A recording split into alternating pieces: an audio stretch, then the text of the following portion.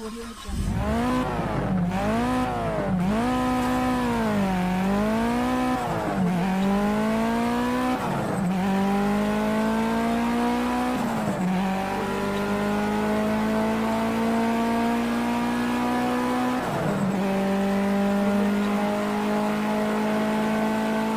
Ke depan Tuhan kan menuntunmu.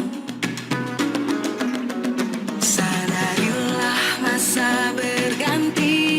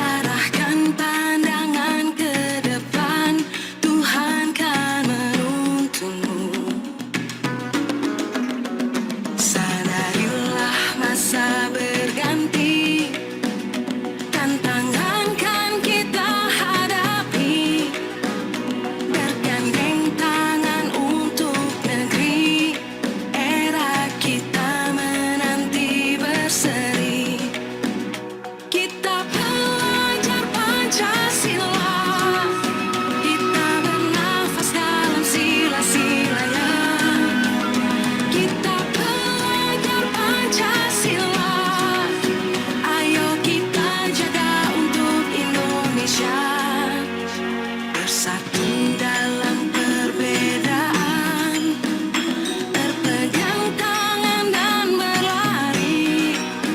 Singkirkan egomu, oh kawan, demi negeri ini. Jadilah generasi emas, cerdas berkarakter itu kita. Berjuang dan harus berani, kita terus torehkan prestasi.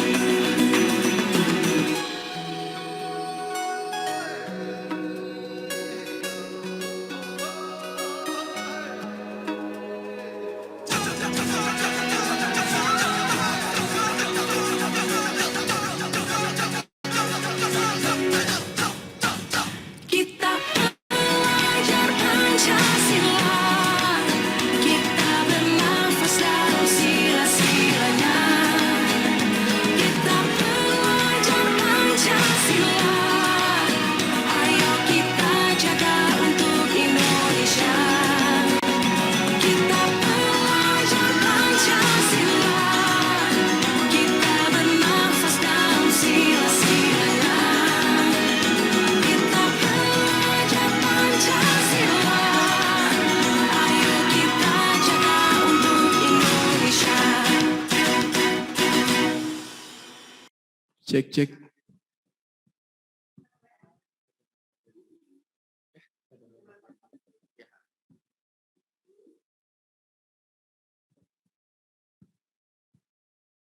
Baik Bapak Ibu semua yang hadir dalam luring mungkin bisa masuk ke dalam ruangan kembali karena acara akan kita mulai.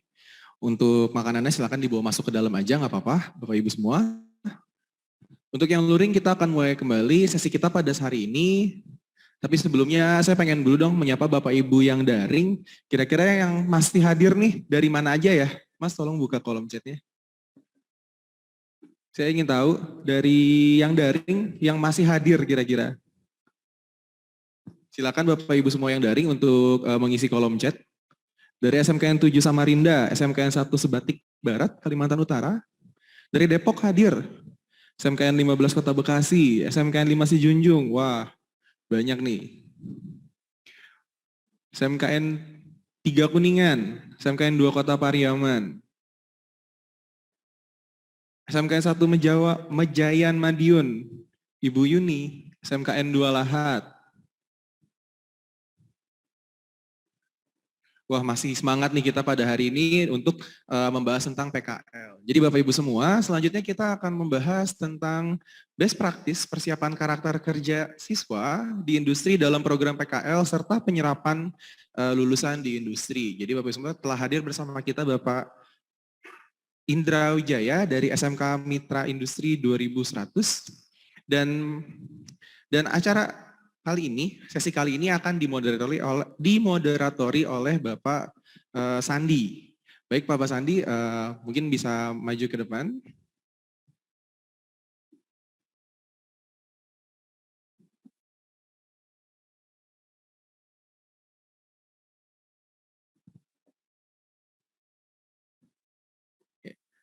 Kepada Bapak Sandi, waktu dan tempat disilakan.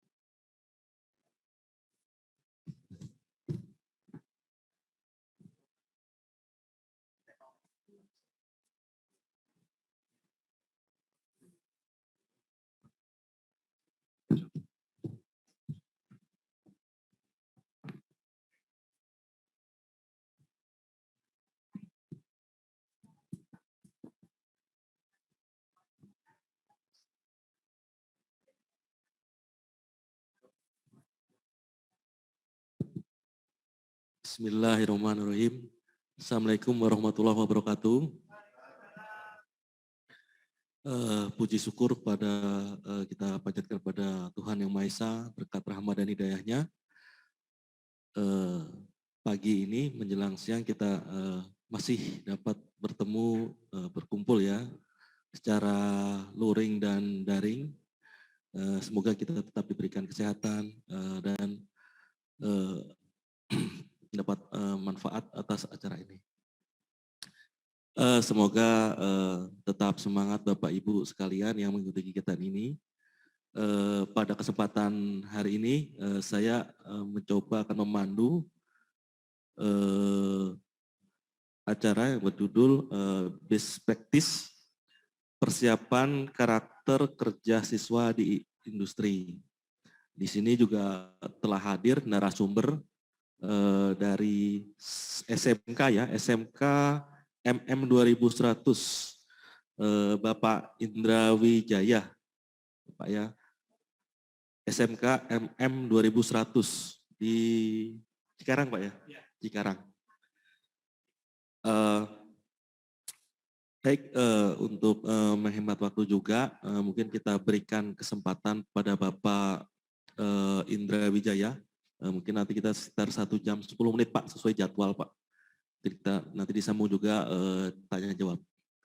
Baik, waktu dan tempat kami persilahkan. Terima kasih Pak. Silakan.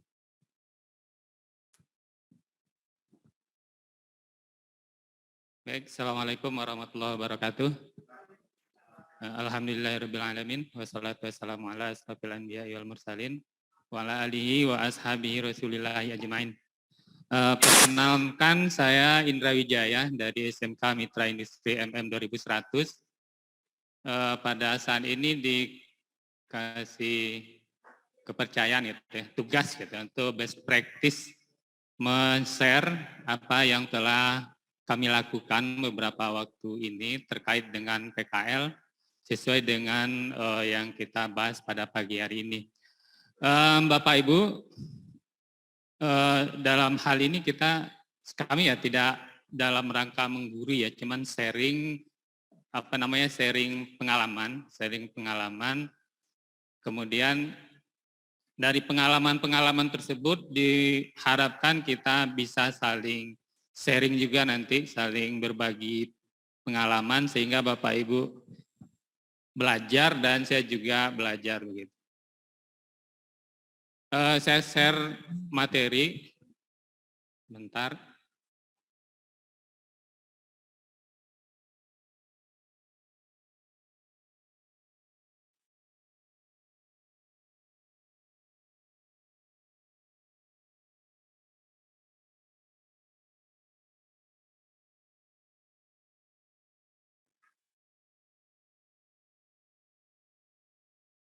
Baik. Kalau tadi dikasih waktu 1 jam mungkin nggak sampai Pak, 10 menit selesai kali. Kan cuma sharing gitu ya Pak ya. Baik, SMK Mitra Industri MM 2100, kami melabelin diri sebagai Real Vocational School. Best practice PKL ini telah kami jalankan beberapa tahun belakangan dengan terus melakukan pertama inovasi, apa yang menjadi kebutuhan saat ini. Kemudian juga tidak lupa menyesuaikan dengan semua regulasi yang ada, sehingga tujuan dari PKL yang disarankan oleh pemerintah, yang diarahkan oleh pemerintah sebagai regulator dan kita sebagai pelaksananya dapat sama-sama mencapai tujuan yang diinginkan begitu. Kenapa PKL ini ada gitu kan? Lalu kenapa juga saya harus sharing gitu. Tadi di pembicara pertama Bapak Bandan ya, saya juga melihat slide yang hampir sama dengan kita, artinya ada satu kesamaan pandangan tentang link and match gitu. Link and match ini selalu menjadi fokus kita dalam pembelajaran di SMK, adanya link dengan industri dan harus diikuti dengan match-nya gitu. sebagian dari kita sudah banyak linknya dengan industri, tapi juga apakah sudah match gitu. Match-nya ini apakah gitu kan? Industri mencari apa dan sekolah menyiapkan apa gitu. Jadi kalau industri menyiapkan kompetensi A, maka seyogyanya sekolah juga menyiapkan kompetensi A dalam lulusannya, baru kita sebut sebagai match. Itu dalam pemahaman kami gitu. Itulah latar belakangnya SMK Mitra Industri MM 2100. Masih ada kami rasakan ketidaksesuaian atau unlink and match gitu, tidak link dan kurang match gitu antara industri dengan kita sebagai SMK di dunia pendidikan. Artinya begini, ketika industri membutuhkan kompetensi tertentu, maka di SMK harusnya dan mestinya kompetensi itu sudah disediakan di proses di sekolah gitu. Kalau industri A misalnya gitu kan, kompetensinya adalah standar tertentu, lalu kita di SMK mengajarkan atau melatihkan siswa dengan kompetensi yang apa adanya. Maka hasil yang didapatkan itu akan seperti yang kita lihat di gambar ini. Antara dunia pendidikan dan dunia industri belum terlalu nyambung gitu. Nah, kita harapkan nanti ke depannya ini kalau diibaratkan jembatan ini benar-benar terhubung. Nah, keterhubungan ini yang kami upayakan terus-menerus, walaupun setiap saat kita akan ketemu gap. Gapnya pasti ketemu terus dan tidak akan benar-benar match barangkali kan. Karena di pendidikan pasti kita akan mengalami gap dengan perkembangan teknologi yang ada di industri. Dan itu suatu hal yang tidak bisa kita hindari. Tapi sebagai dunia pendidikan kita tentu berusaha untuk memperkecil gap tersebut karena tidak mungkin kita menyediakan tenaga terampil untuk 2 atau 3 tahun yang akan datang.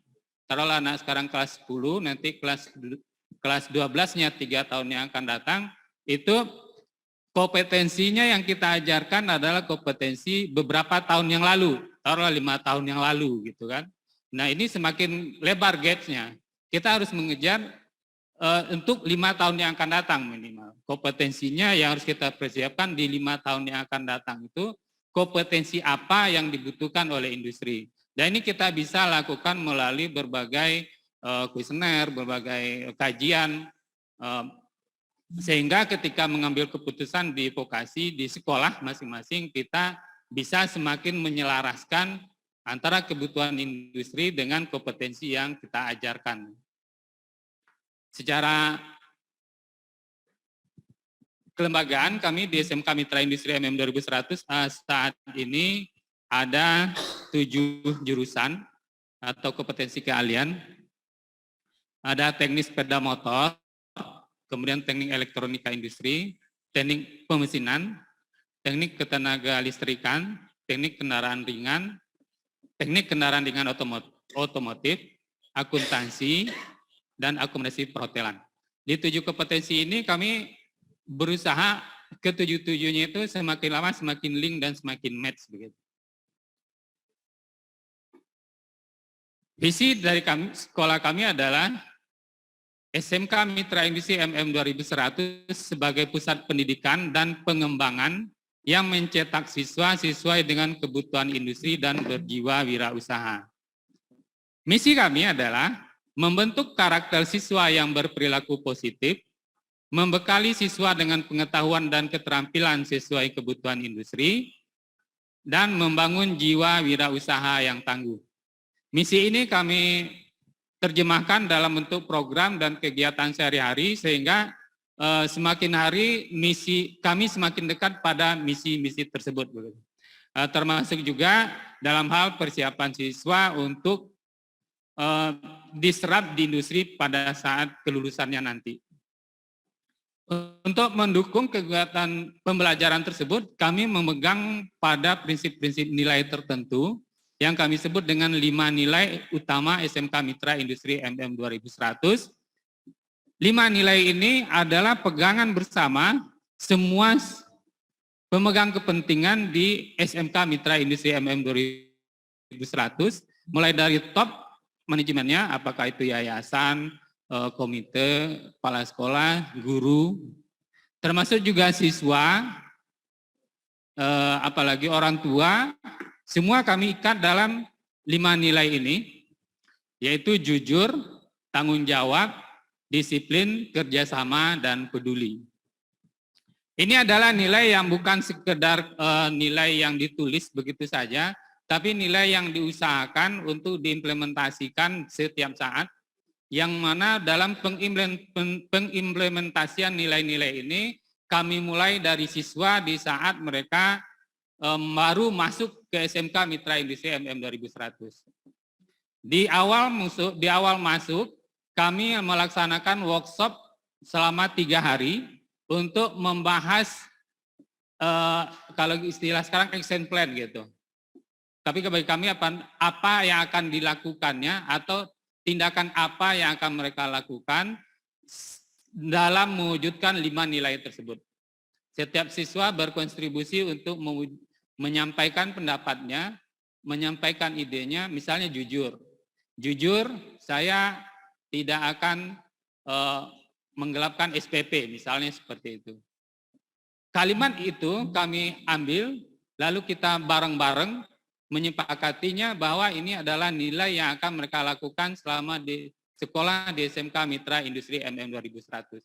Begitu seterusnya sampai dengan 5 nilai yang kelima, yaitu peduli. Akhirnya dengan mengikut sertakan siswa untuk merumuskan nilai-nilai tersebut, maka pada diri mereka tertanam suatu afirmasi bahwa ini adalah nilai saya dan saya yang akan melakukan. Ini juga perilaku seperti ini juga atau karakter seperti ini juga yang nanti mereka butuhkan di industri. Sehingga ketika mereka masuk ke industri, yang di industri kita kenal dengan komitmen, mereka sudah terbiasa dengan komitmen, tidak lagi berusaha, itu istilah anak sekarang ngeles gitu kan. Mereka sudah terbiasa, ini loh komitmennya gitu. Ini komitmen yang harus kita lakukan gitu. Selama di SMK Mitra Industri MM 2100, ini adalah komitmen pelaksanaan 5 nilai yang akan mereka lakukan. Nah, begitu mereka masuk ke industri, mereka sudah terbiasa ada komitmen yang tertanam di dalam dirinya. Sehingga ketika mereka dihadapkan misalnya SPK ya, atau MOU atau kontrak kerja gitu kan, mereka sudah biasa membacanya dan tahu komitmen pada dirinya. Ini yang kita harapkan. Karena bagaimanapun untuk pembentukan karakter itu tidak bisa dilaksanakan dengan waktu singkat, tapi waktu yang sangat panjang dan berulang. Nah, ini yang kami lakukan di SMK Mitra Industri MM 2100 dalam hal pembentukan karakter. Output dari SMK Mitra Industri MM 2100 setelah mereka nanti lulus, kami bagi menjadi 3 hal. Sehingga anak-anak kami kalau dia lulus mesti minimal mendapatkan 3 hal tersebut. Yang pertama, menghasilkan lulusan yang berkarakter positif sesuai dengan 5 nilai SMK Mitra Industri, yaitu jujur, tanggung jawab, disiplin, kerjasama, dan peduli. Yang tadi saya jelaskan di awal. Kemudian selain itu mereka juga butuh suatu grooming atau penampilan tubuh, ya, penampilan fisik, karakter, tindak tanduk, cara berperilaku yang kami sebut dengan 6S, yaitu kebiasaan untuk senyum. Ya, bagaimanapun ketika kita bertemu dengan orang, berpapasan dan segala macam, berintegrasi, berinteraksi maksud saya, kalau wajah ramah kita sudah dimunculkan, senyum sudah dimunculkan, itu akan memunculkan rasa sejuk gitu, rasa simpati dari lawan kita berinteraksi. Kemudian salam, kemudian sapa, santun, dan yang terakhir yang paling penting semangat. Karena bagaimanapun ketika anak kita nanti di industri, mereka akan bekerja 8 jam sehari gitu minimal ya kalau dari jam kerja. Kemudian akan membutuhkan fisik yang cukup luar biasa, kemudian membutuhkan persiapan mental yang luar biasa juga.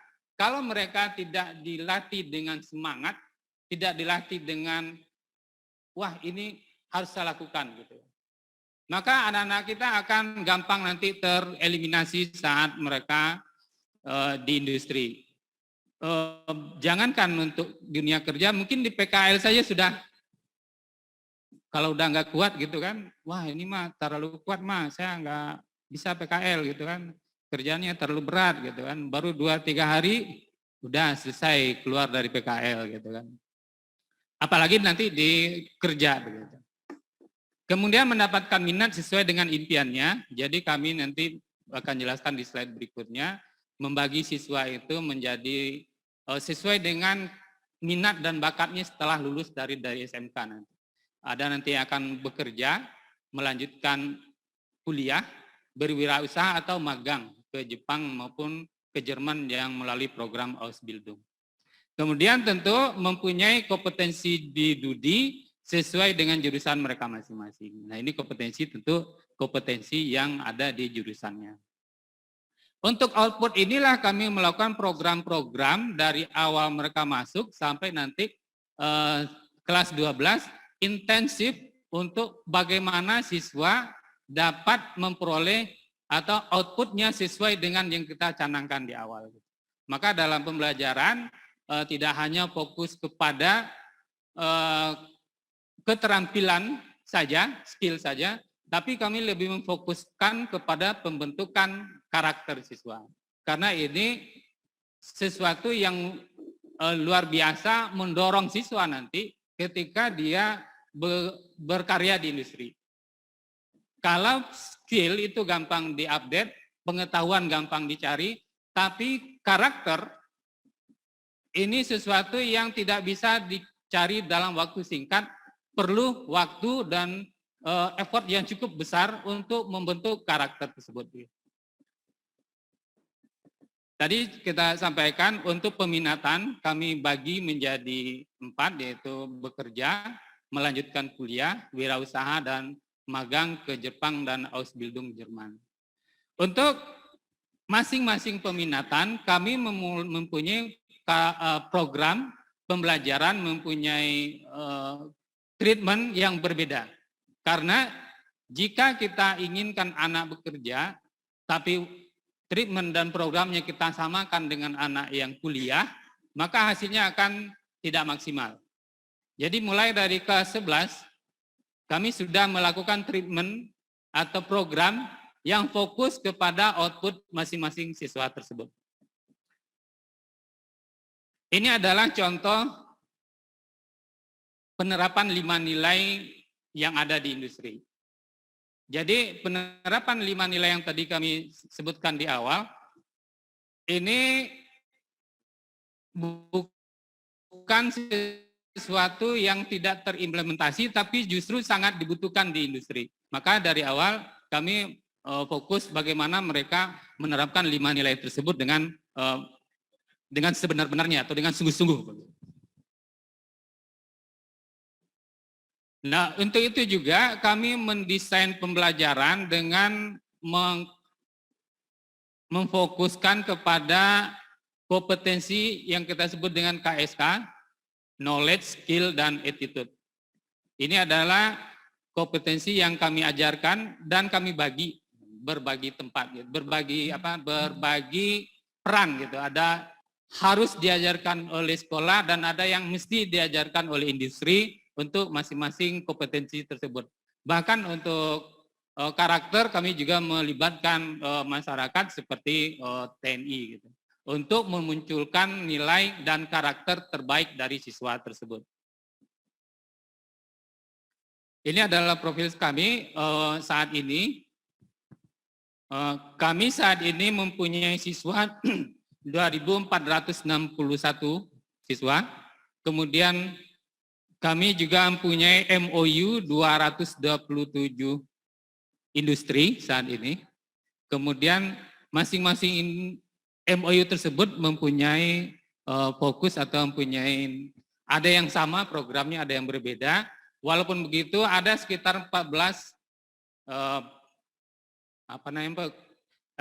yang disupport oleh industri melalui MOU tersebut, termasuk juga antaranya validasi kurikulum, guru tamu, OJT guru, kunjungan industri, PKL yang saat ini kita bahas, kemudian rekrutmen, magang, kelas industri, teaching factory, CSR, uji kompetensi, beasiswa, support LKS. Ini adalah ruang lingkup kami dalam melaksanakan MOU dengan industri.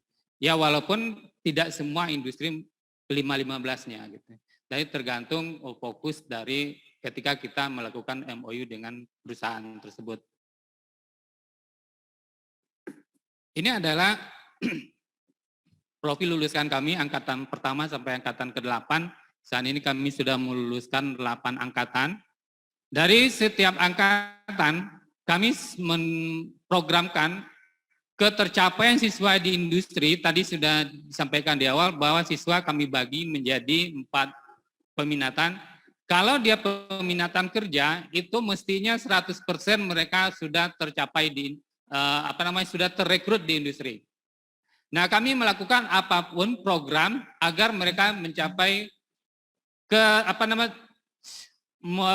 terrekrut di industri dalam waktu yang tidak terlalu lama. Kami biasanya siswa sebelum dia ujian nasional, kalau beberapa tahun lalu, kalau sekarang sebelum ujian akhir, itu sudah terrekrut oleh industri. Jadi di bulan Januari, Februari, Maret, itu biasanya sudah ada perusahaan-perusahaan yang merekrut siswa, jadi setiap siswa sudah tahu nanti setelah lulus, dia akan bekerja di mana. Bahkan saat ini kami sudah mulai mengekspankannya, bukan di bulan Januari, tapi di bulan tahun sebelumnya, di bulan Oktober, November, Desember, itu sudah mulai dilakukan penjajakan dengan industri, sudah mulai dilakukan seleksi-seleksi, sehingga anak semakin cepat terseleksinya di industri. Gitu. Saat ini jumlah siswa kami yang bekerja di industri angkatan pertama sampai dengan angkatan 8 itu tercatat 2.640 siswa, kemudian yang magang ke Jepang 325, yang kuliah 672, kemudian yang magang ke Jerman atau Ausbildung 136, sehingga total alumni kami saat ini adalah 3.773. Kami melakukan ini setiap tahun melakukan tracing ke alumni. Kami melakukan tracing dengan berbagai jalur, bisa melalui industrinya, tempat kami MOU, atau melalui interview pada siswa itu sendiri, atau melalui wali kelasnya. Sehingga saat ini data 3.773 alumni kami dari angkatan 1 sampai 6, itu mereka sudah mendapatkan output sesuai dengan peminatan mereka yang kita setting dari awal pembelajaran. Ini adalah dokumentasi pelaksanaan magang ke Jepang melalui LPK Renso. Kemudian ini adalah dokumentasi Ausbildung ke Jerman. Sekarang kita bahas tentang pelaksanaan PKL. Tadi di awal kami sampaikan bahwa lulusan kami sebelum lulus sudah terekrut di industri. Tentu ini merupakan suatu usaha, hasil dari suatu usaha terus-menerus yang dilakukan oleh sekolah, orang tua, siswa itu sendiri dan didukung oleh industri. Maka salah satunya adalah melalui program PKL ini. Di dalam PKL sendiri kami mempunyai pedoman sendiri yang kami susun untuk kebutuhan SMK Mitra Industri MM 2100. Ada 3 hal yang kami fokuskan di situ. Yang pertama, pelaksanaan. Pelaksanaan PKL itu beberapa tahun ini semenjak ada COVID kami lakukan revisi. Kalau awal-awalnya PKL itu tidak ada luring, namun pada saat COVID kami lakukan perubahan pedoman maka PKL dilaksanakan secara daring maupun luring. Itu kami lakukan. Kemudian daring ini diperuntukkan bagi pembelajaran TK, maksudnya adalah kompetensi yang terkait dengan informatika, apakah itu pemrograman atau desain segala macam, itu bisa dilakukan secara daring yang kami lakukan saat ini di SMK Mitra Industri MM 2100. Ya mungkin di tempat lain ada kegiatan lain yang bisa PKL secara daring, namun untuk kami baru kami mampu melaksanakannya dalam hal kegiatan atau PKL yang terkait dengan teknologi informatika dan komputer gitu. Daring dilaksanakan dalam waktu tertentu. Daring dilakukan dengan persetujuan tertulis ya. Untuk daring ini sendiri kita tidak bisa memaksakan gitu kan, tidak bisa juga menentukan sendiri, mesti ada persetujuan dari industri, sekolah dan siswa itu sendiri. Kemudian PKL dapat dilaksanakan dalam bentuk kewirausahaan yang berbasis proyek jika terjadi bencana alam maupun non alam lainnya. Jadi PKL bagi kami selain memang ada di industri, ada bisa daring, bisa juga dilaksanakan melalui project based learning. Project based learning yang dimaksud di sini adalah pembelajaran berbasis proyek nyata yang merupakan proyek yang dilaksanakan langsung oleh siswa yang dapat dinilai, hasilnya dapat dipertanggungjawabkan secara akademis maupun secara industri. Kemudian penilaian sertifikasi diberikan pada peserta didik yang menyelesaikan PKL. Kemudian sertifikat diberikan oleh Dudi penerima PKL. Nah, kemudian selama PKL, kami juga berupaya dengan industri penyelenggara PKL, adanya fasilitas-fasilitas tertentu untuk siswa selama mereka melaksanakan PKL, sehingga anak pertama ada hal yang bisa melindungi mereka selama PKL. Kemudian untuk melindungi ini perlu ada satu jaminan keselamatan atau kesehatan kerja yang dalam hal ini adalah dalam bentuk asuransi. Jadi kami ketika melakukan MOU dengan industri, yang pertama kami pastikan anak ada asuransinya. Kemudian ada transportasi dan akomodasi kalau memang jauh gitu kan, terus jelas alat transportasinya jelas, akomodasinya jelas, kemudian konsumsinya harus jelas, kemudian uang saku atau semacam uang harian, kemudian fasilitas serta insentif sesuaikan dengan kebutuhan dan sesuaikan dengan kemampuan industri. Jadi fasilitas-fasilitas ini di awal kami pastikan terlebih dahulu sebelum kami menyerahkan atau mem-PKL-kan anak ke industri tertentu. Untuk mempersiapkan PKL tersebut, kami melakukan suatu proses yang cukup panjang, sehingga hasilnya benar-benar mendapatkan hasil yang sesuai dengan kualitas yang diinginkan. Sebelum terjadinya COVID, kami melakukan prosedur yang disebut dengan prosedur normal, mulai dari penerimaan PKL itu dari Dudi, ada kualifikasi siswa dari Dudinya ditentukan, kemudian bagian PKL di industri terus ada yang menanganin, kemudian lama PKL ditentukan dengan industri tersebut, kemudian jumlah siswa yang akan di-PKL-kan. Jadi komponen ini di awal kami jelaskan dan kami sepakati terlebih dahulu dengan perusahaan penerima PKL. Yang kedua, setelah permintaan dari industri tersebut disepakati, akan dilakukan seleksi sesuai dengan kualifikasi dari industri. Untuk menseleksi ini ada pihak sekolah. Yang pertama hubungan industri, kemudian dari hubungan industri terus nanti berkoordinasi dengan HOD. HOD di tempat kami di sekolah umum biasanya disebut dengan kepala program keahlian atau kepala program kompetensi keahlian gitu ya. Kemudian melalui wali kelas. Jadi 3 kelompok ini mesti berkoordinasi untuk melakukan seleksi. Pertama dari hubungan industri, yang kedua HOD, yang ketiga wali kelas. Seterusnya, HOD dan wali kelas bekerja sama memilih siswa sesuai dengan kualifikasi yang tadi sudah ditentukan, kemudian melakukan seleksi. Jadi untuk PKL pun kami melakukan seleksi. Selanjutnya, ada persiapan berikutnya di sekolah, yaitu mempersiapkan silabus.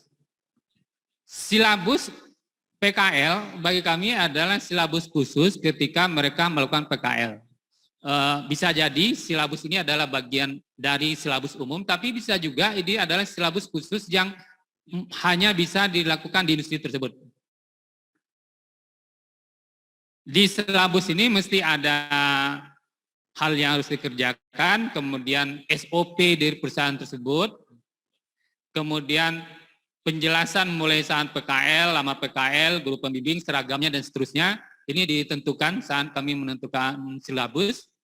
Kemudian setelah ini selesai, ada pelatihannya, persiapan PKL. Setelah itu selesai semua, baru nanti dilaksanakan pengantaran siswa PKL ke perusahaan oleh sekolah. Ini dilakukan oleh guru pembimbing.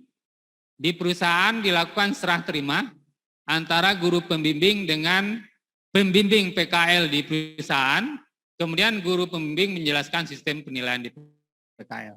Ini di awal PKL ketika masuk ke industri, antara pembimbing sekolah dengan pembimbing PKL di industri mesti ketemu dulu menjelaskan hal-hal yang harus dilaksanakan selama siswa PKL. Kemudian pelaksanaannya di industri, itu siswa melaksanakan PKL sesuai dengan SOP dan silabus yang telah ditentukan. Kemudian proses komunikasi segitiga emas dijalankan, maksudnya gini, kami punya nilai segitiga emas komunikasi SMK Mitra Industri MM 2100. Yang salah satunya adalah komunikasi yang intensif antara siswa, guru, orang tua, dan masyarakat. Dalam hal ini adalah industri. Jadi ketika anak masuk ke industri mulai hari pertama, itu kita tidak lepas. Terus dijalankan monitoring, baik itu melalui WA group, melalui email, dan Zoom ataupun apapun itu, sehingga kami dengan siswa itu tidak lepas komunikasi. Kami dengan industri juga tidak lepas komunikasi. Ketika ada kendala, pembimbing dari industri bisa langsung WA ke sekolah untuk menyampaikan kendala tersebut, sehingga sekolah bisa langsung mengambil tindakan yang dibutuhkan. Atau hal sebaliknya, ketika siswa mengalami kendala untuk datang ke PKL misalnya, mereka bisa dan harus berkomunikasi dengan pembimbingnya di sekolah, begitu juga dengan di industri. Sehingga ketika terjadi kendala tersebut bisa segera diatasi seperti itu. Seterusnya, monitoring dan evaluasi dilakukan oleh sekolah. Kalau tadi komunikasi dilakukan secara intensif tiap hari, untuk monitoring kita lakukan secara berkala. Komunikasi untuk monitoring dan evaluasi ini memang harus dilakukan janji terlebih dulu dengan industri, tapi kami lakukannya minimal 1 bulan sekali. Pembimbing di sekolah berkunjung ke perusahaan atau di tempat siswa PKL, terus saat itu kita akan melakukan semacam komunikasi. Apakah ada kendala atau pencapaian kompetensi apa yang dibutuhkan, kompetensi apa yang kurang, apa yang harus ditambahkan oleh sekolah, dan seterusnya. Ini monitoring ini penting untuk mengetahui progres pencapaian siswa di industri. Karena kita tahu di industri kompetensi itu tidak hanya kompetensi yang kita sebut sebagai kemampuan keterampilan. Kompetensi di industri itu lebih kepada 3 hal. Yang pertama knowledge, skill dan karakter. Kalau siswa salah satunya tidak mumpuni atau ada kurang, maka perlu kita segera lakukan perbaikan. Misalnya 1 bulan terakhir ada kecenderungan siswa datang telat ke perusahaan. Berarti itu adalah kendala dalam kompetensi di bidang karakter. Kami langsung melakukan pembinaan terhadap itu. Atau siswa kurang responsif terhadap perintah yang diberikan, maka juga kita harus segera lakukan pembenahan dan perbaikan di hal tersebut. Kemudian hasil dari monitoring ini nanti akan minimal kalau 6 bulan PKL berarti kami melaksanakannya sekali sebulan, berarti minimal 6 kali kami kunjungan ke industri tersebut untuk melakukan monitoring dan evaluasi terhadap kinerja siswa di PKL. Di akhirnya nanti baru kita ambil lagi siswa atau kita jemput lagi siswa ke perusahaan, serah terima dari perusahaan ke sekolah. Biasanya hasil yang kami peroleh selama PKL itu kami ukur dari tingkat kepuasan industri terhadap siswa. Kalau perusahaan terhadap kinerja siswa memenuhi kriteria yang 3 tadi, skill, knowledge, dan attitude atau karakter itu terpenuhi, maka perusahaan akan puas terhadap kinerja mereka. Pada akhirnya tentu akan ada siswa-siswa tersebut akan menjadi prioritas untuk nanti bekerja di perusahaan tersebut.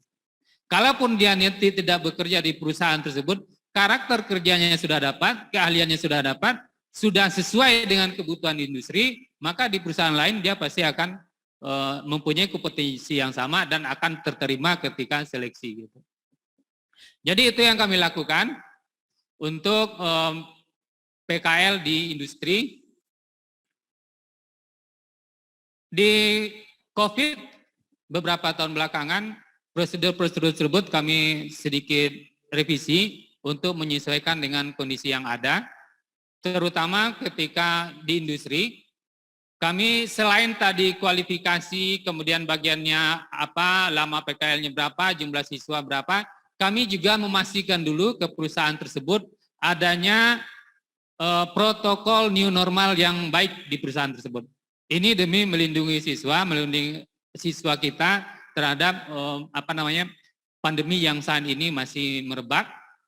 Jadi di perusahaan-perusahaan yang kami memastikan anak-anak kami PKL di perusahaan yang mempunyai protokol new normal yang bagus.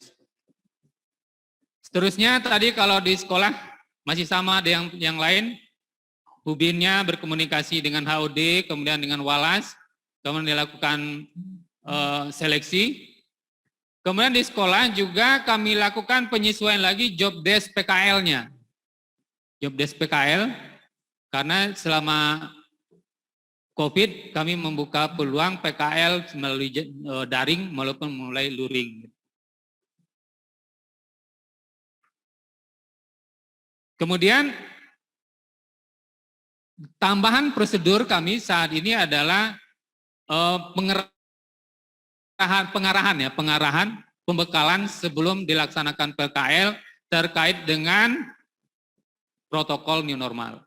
Karena bagaimanapun ini anak kita harus bekalin, kita siapkan ketika mereka keluar dari sekolah, masuk ke dunia industri. Kalau bekalnya tentang protokol kesehatan tidak kuat, bisa-bisa nanti membahayakan siswa itu sendiri dengan terpapar oleh wabah yang saat ini masih berlangsung begitu. Jadi ini kami perkuat dulu di sekolah, bagaimana anak mengimplementasikan protokol kesehatan di dalam dirinya sendiri. Ada penggunaan masker, kebiasaan menggunakan masker, kebiasaan menjaga jarak, mencuci tangan, kemudian kebiasaan-kebiasaan lain yang terkait dengan new normal itu kami pastikan terlebih dulu anak sudah mumpuni dalam hal itu sehingga ketika kita lepas ke industri dia sudah terbiasa seperti itu. Kemudian tetap pengantaran ke perusahaan, kita ada serah terima dengan industri, antara pembimbing di sekolah dengan pembimbing di industri. Kemudian pelaksanaannya di industri, tetap mereka sesuai dengan job desk yang sudah ditentukan melalui silabus dan SOP yang sudah ditentukan. Kemudian ada komunikasi yang intens antara sekolah dan sekolah, siswa, dan perusahaan. Kemudian ada sekolah dan Dudi dan melakukan pembimbingan bersama-sama ketika kita melaksanakan monitoring dan evaluasi yang kita lakukan sekali sebulan minimal untuk setiap perusahaan. Kemudian di akhir kita akan ambil lagi siswa, kita jemput lagi siswa kita ke perusahaan, tentu dengan harapan ketika mereka PKL selama beberapa waktu ini, kompetensi mereka sudah benar-benar sesuai dengan kebutuhan industri.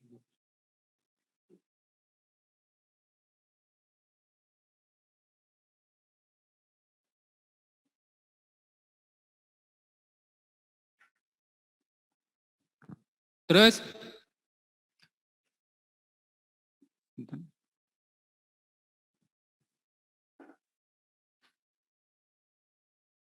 jadi tahapan pelaksanaan PKL di SMK Mitra Industri MM 2100 ada 4 tahapan dalam persiapannya. Yang pertama penyusunan program PKL. Penyusunan program PKL ada kegiatan-kegiatan tersebut yang mesti dan harus dilakukan di SMK Mitra Industri MM 2100. Yang pertama membuat silabus sesuai dengan job desk di industri. Silabus sesuai dengan job desk di industri, maksud kami adalah silabus yang kami siapkan ini adalah silabus yang nanti akan menjalankan di industri. Jadi di perusahaan-perusahaan tertentu ada kegiatan-kegiatan tertentu, kami analisa apakah sesuai dengan kompetensi kami. Kalau sudah benar-benar pas, itu maka kami buat silabus sesuai dengan job desk di industri tersebut. Kemudian mempersiapkan administrasinya, kemudian mempersiapkan timeline persiapannya, mulai dari persiapan sampai dengan penyebutan itu apa saja yang harus dilaksanakan, itu terukur dengan waktu yang jelas. Kemudian yang kedua adalah mapping. Yang pertama memplotting siswa berdasarkan kompetensi. Yang kedua, memplotting siswa berdasarkan kebutuhan industri. Jadi ini ada 2 hal. Yang pertama kompetensi siswa apa? Yang kedua kebutuhan industri apa? Ini harus kita samakan dulu. Kalau kebutuhan industri sudah sesuai dengan kompetensi siswa itu bagus. Tapi kalau belum, nah ini kita perlu melakukan sesuatu agar kompetensi siswa sama dengan kompetensi yang dibutuhkan oleh industri. Terus yang ketiga, baru kita ajukan permohonan PKL ke industri. Terus yang ketiga, tahapan yang ketiga adalah pembekalan soft skill dan hard skill. Materi soft skill yang kami ajarkan itu adalah budaya industri, K3, Horenso, Kaizen, 5R, dan lain-lain. Ini adalah kebutuhan basic bagi siswa ketika masuk ke industri. Terutama dalam pelaksanaan budaya industri, bagaimanapun di industri nanti akan terikat dengan SOP-SOP, terikat dengan peraturan-peraturan, dan ini kita harus sampaikan dulu ke siswa, harus kita ajarkan dulu kepada siswa, budaya apa saja yang ada di industri.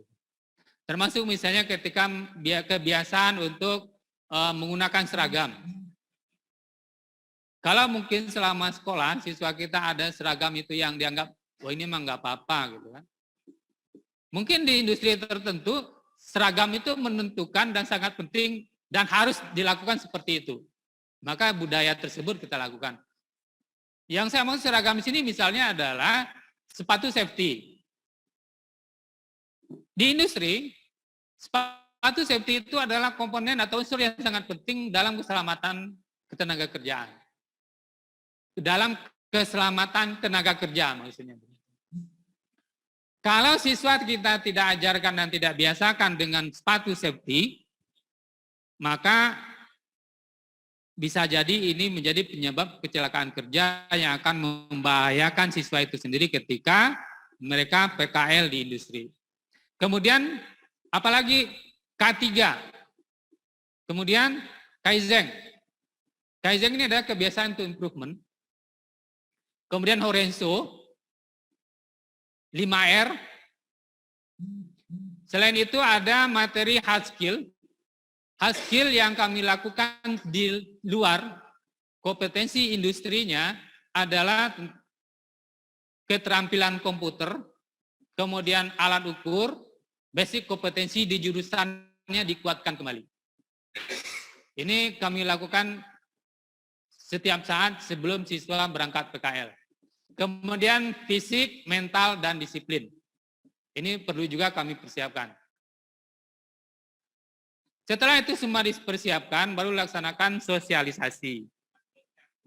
Sosialisasi dilaksanakan pada siswa terkait dengan SOP, tata tertib, jurnal, job desk, dan pelaporan. Sosialisasi kepada orang tua terkait dengan SOP, persetujuan orang tua, dan peraturan-peraturan lainnya. Ini adalah contoh silabus tampak depannya yang kami tampilkan di sini. Silabus PKL yang sudah disetujui oleh industri, beberapa kompetensi khusus yang harus kita persiapkan secara khusus juga. Dan ini dibuat secara bersama-sama antara sekolah dan industri. Ini ada timeline pelaksanaan persiapan PKL, mulai dari sosialisasi sampai nanti penyerahannya. Jadi dilakukan secara terukur, setiap stepnya itu dievaluasi, dan pencapaian persiapannya bagaimana, itu dilakukan secara secara maksimal. Jadi kalau siswa belum mencapai kompetensi-kompetensi ini, kita juga belum berani untuk menyerahkan siswa ke PKL.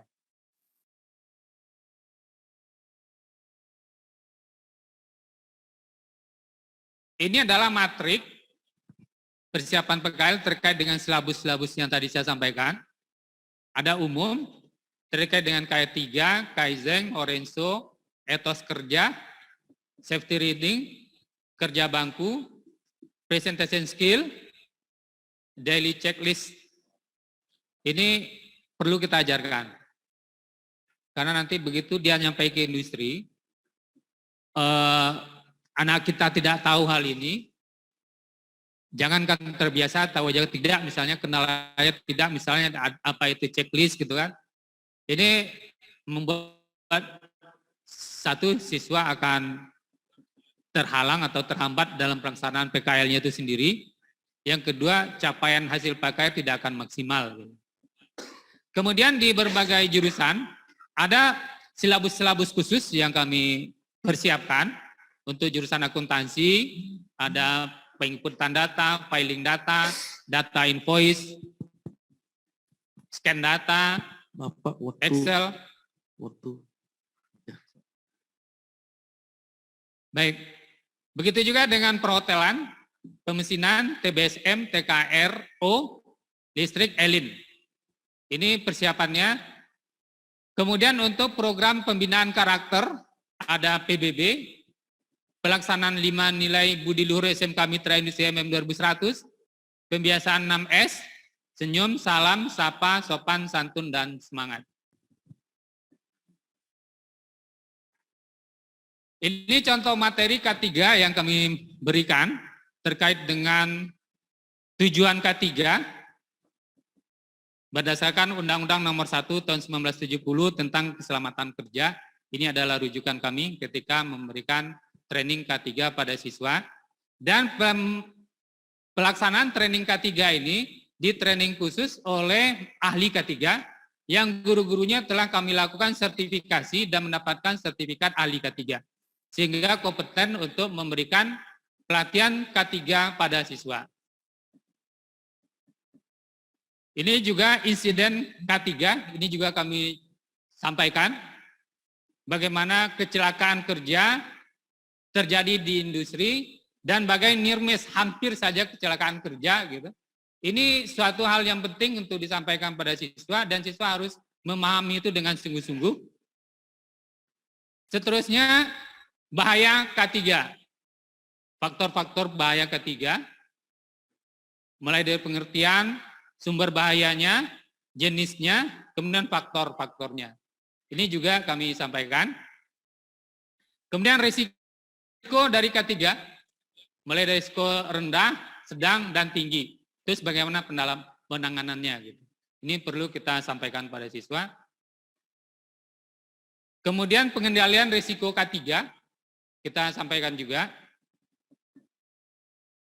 Kemudian yang kedua, tentang 5R. Pengertian 5R, tujuannya, manfaatnya, pelaksanaannya, dan prakteknya di sekolah, bagaimana 5R ini sendiri tidak bisa dilakukan dengan praktek singkat, tapi dilakukan secara terus-menerus. Mulai mereka masuk SMK Mitra Industri MM 2100, sampai nanti mereka taman, itu sudah dibiasakan dengan 5R, bukan hanya di bengkel, tapi di seluruh kegiatan dan di seluruh area sekolah. Itu wajib ada 5R. Bahkan dalam pelaksanaan pembelajaran di RPP kami, SOP yang harus dan tidak boleh dilanggar itu adalah di SOP pertama dan di pendahuluan itu ada kegiatan 3R. Baik dia di kelas maupun di bengkel. Di akhir nanti harus ada lagi 3R. Gitu. Dan kalau yang R keempat, kelima itu adalah pembiasaan. Tapi yang kegiatan fisiknya adalah R pertama, R kedua, dan R ketiga. Ini fasilitas ketiga. Waktu sudah terbatas. Ya. Baik Bapak Ibu, saya percepat. Ini area K3, pelaksanaan K3. Kemudian yang berikutnya adalah safety reading. Untuk safety reading ini penting juga kita ajarkan karena anak akan berangkat dari sekolah, dari rumah ke sekolah atau dari rumah ke perusahaan. Begitu juga sebaliknya, perlu dibekalin bagaimana keselamatan di perjalanan dari sekolah ke perusahaan, dari perusahaan ke rumah. Dan pelatih-pelatih safety reading ini juga kami sudah lakukan sertifikasi, sehingga mereka kompeten untuk melakukan trainingnya. Ini adalah fasilitas safety reading, baik teori maupun praktek. Kemudian yang ketiga adalah safety dojo. Safety dojo ini untuk memperkuat kemampuan awareness siswa terhadap kecelakaan yang ada di industri. Di ruang safety dojo ini dilakukan simulasi-simulasi kecelakaan kerja. Jadi semua simulasi mulai dari APD sampai dengan mengangkat barang yang kecil gitu kan, itu ada simulasinya sehingga ketika mereka masuk ke industri tahu bagaimana menjalankannya. Gitu. Untuk safety dojo pelatihnya juga harus tersertifikasi dan kami sudah memiliki trainer safety dojo yang tersertifikasi. Ini adalah dokumen-dokumen penyerahan siswa PKL, mulai dari persiapan, penyerahan ke industri, kemudian monitoring. Ini dokumentasi monitoring di PKL, kami langsung ke tempat area kerja siswa untuk mendapatkan gambaran yang maksimal tentang kondisi kerja siswa saat itu. Ini adalah fasilitas SMK Mitra Industri MM 2100. Dalam pembelajaran kami berusaha memenuhi kebutuhan fasilitas baik di bengkel maupun fasilitas pendukung lainnya.